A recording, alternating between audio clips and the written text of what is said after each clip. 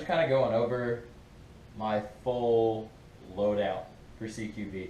I don't really do ops. One, they're expensive, and two, I don't really have time for it. But I love going on the weekend with friends, going to the local airsoft fields and arenas, and just having a good time playing with some good people. So this is kind of like, this is my CQB loadout. It's the only one I really use. I haven't really done one of these videos before because I had never had a consistent loadout. It was always changing for whatever I was doing. But for right now, over the past year, kind of getting to that point where like this is what I wear all the time. So kind of get into it. We're gonna start with the hands, work way from the top to the bottom. On the hands, I got Mechanics Wear MG55 original gloves. I got the index finger on my right, my shooting hand cut off along with the thumb for the selector switch because I need that skin contact with the component. I just need it. I don't like searching for things with what's not my hand, you know. You know what I'm talking about with how that is. I've had them for a long time. They work very well. I never worn them and was like, oh man, I need to get the hard knuckle gloves. I should spend more money on that. These are perfect. They're not clunky and they just work really well. If you haven't already, I definitely recommend getting some Grimlocks. They sell them for like $3. I know, 3 to a pack, maybe like $5 to $12 depending on where you get them, because you can just get them from fields who sell them really cheap, or online they don't sell them so cheap. But when I'm not wearing my gloves, I put them on the side here, and along with this little Grimlock clip. A lot of people wear them on their plate carriers.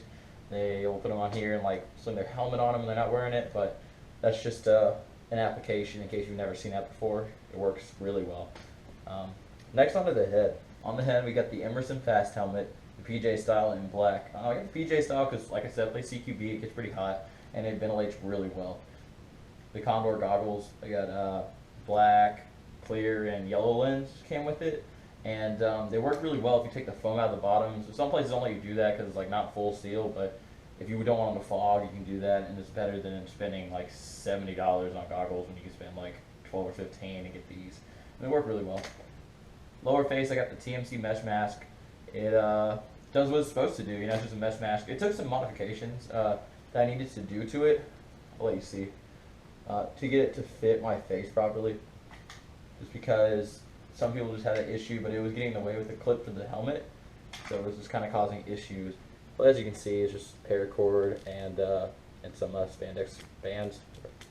I do wear this mask under my my helmet rig. It's made by Champa. Probably never heard of it. They're not an airsoft company, but I just picked it up. It was like $7. I got it.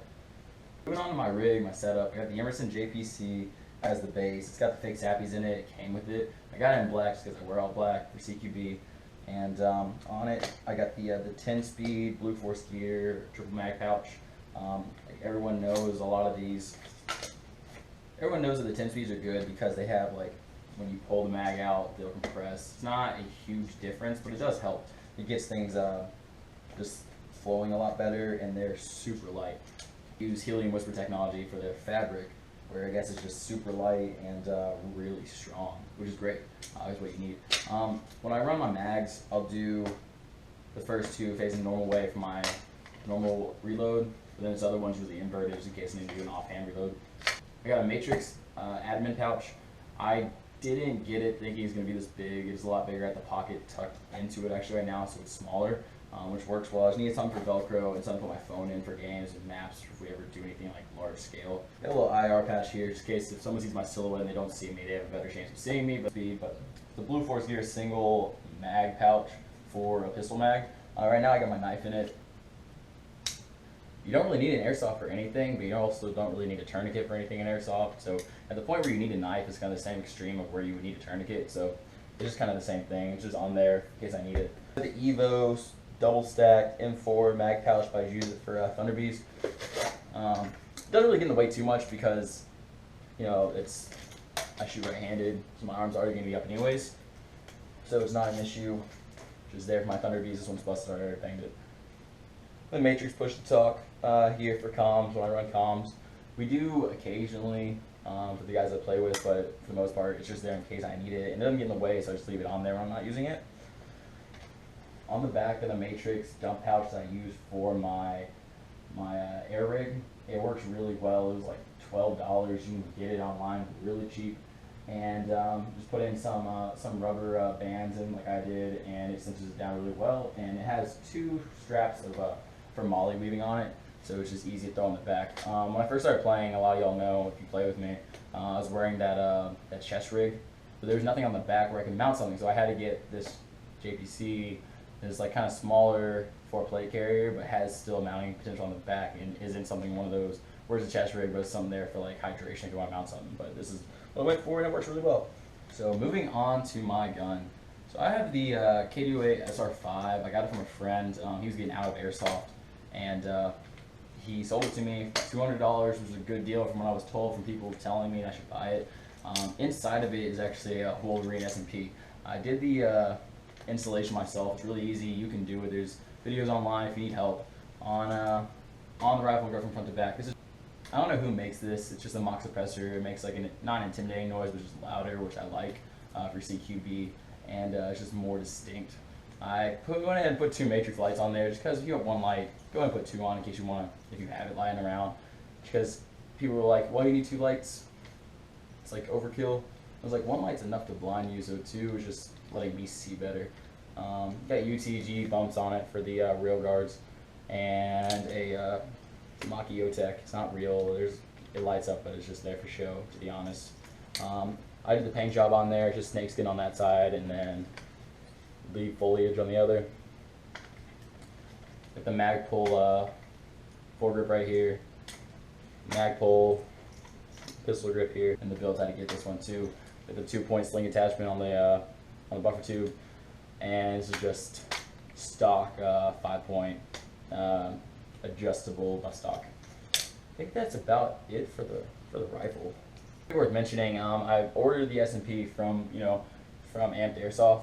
They carry like the Wolverine products, and they can do the text on your gear for you if you want that. And I went ahead and got it on my lines, which is really cool. They did that for Amped Airsoft. Like did that for me because so I got Apache on there. I know they did it for me. I can do it for all customers. But it's just cool. It came out really well, and just Amped. And on this side, it's AOG for supporting airsofters of Georgia. It's not in there right now, but I have it here in case I ever need like a new line. I can toss it in.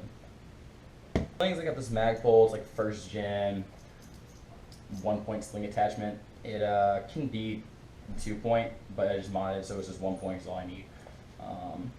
The piece attaches to your rifle, so you can just take it off like a lot of 1-point slings, and it works really well. It's got a locking mechanism, so you clip it. It's like a clip instead of a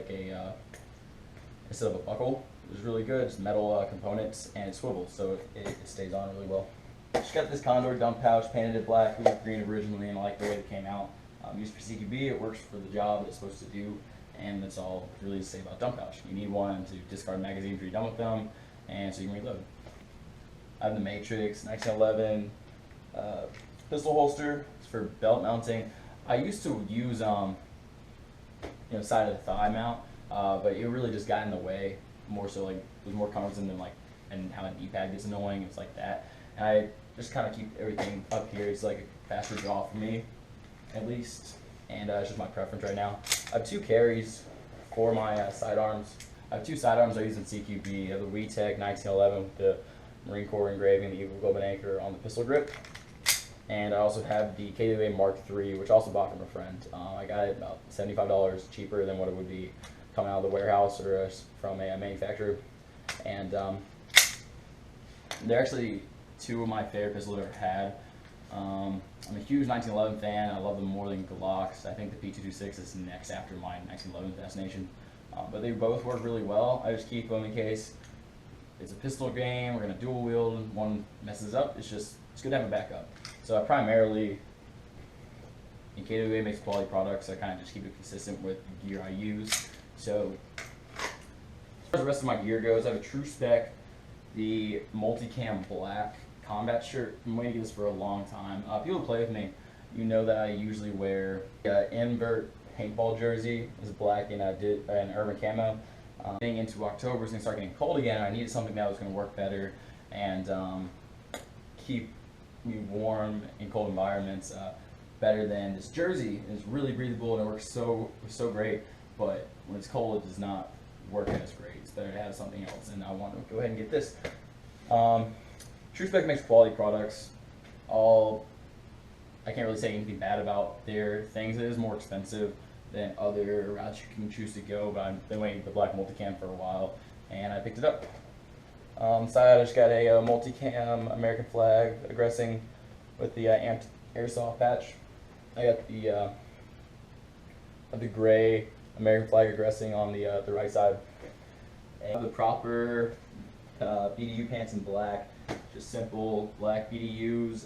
Proper makes great products just like TrueSpec does. Proper is just like a little cheaper in my opinion. You'll be able to see this, but the Phantom Cobra belt is what I have right now, and it's just one of those belts that just clip in and you're good to go. It's supposed to be like high speed, but I mean it works really well. It's load bearing is what I like. It's not so much for, it looks cool, but you get it kind of because it can withstand holding, you know, like 6 mags in a dump pouch and your pistol and whatever else you need to put on your belt instead of having to use a battle belt. You know, I'm not really a huge fan of battle belts just because it's a lot of bulkiness that you don't need if you just bounce it onto your belt. I have the over one hatch knee pad. They're good points here. All you gotta do is put it on, adjust it to your comfort level, and then you're always just good to go. So I first saw these in Matt's e-bike TV video where they did a review on them. They don't slip. They have this rubber on the inside, but they do get uncomfortable pretty fast. If you're someone who needs to be super comfortable all the time, you're not gonna like these. But if you can deal with things like discomfort, these are the ones for you because they're gonna keep your knees protected. That's really all you need. I got these shoes for like $30 at Walmart. They're Dr. Scholl's work shoes, and they're slip resistant. It's kind of like a super lightweight. They're cheap, and they keep you on your feet. You're not gonna slip and fall on carpet. You're not gonna slip and fall on anything. They're just all pretty much made out like rubber. It's pretty great. Well, I hope you all enjoyed this loadout video. You know, APACHE AIRSOFT. I got gameplays coming here in the near future. If you have any questions about my gear, where I got it, or prices, or any recommendations, leave a comment under the description, and I'll get back to you pretty soon. It all goes to my phone, so I can just keep it up to date. And yeah, so APACHE AIRSOFT, I'm getting out here. You thought I wasn't going to say anything about the Barrett. I got you all. So, Airsoft GI had a mystery box. Alright, oh jeez. Airsoft GI had a mystery box when I was right before I left for California last time to go to comm school after Christmas, and I won the grand prize. It's a SOCOM Gear M82A1 Barrett 50 cal. It's electric. It's not the shell ejecting gas blowback magic rifle. This is the electric, and it works really well. It's just it's heavy to the point where it's not practical. Like the Barrett, we're not going to be running around with this. If you're a sniper, like you're a hardcore sniper, you should get this. But honestly, use it for like a prop or just like a decoration because it is cool and it's all made out of metal and it's great.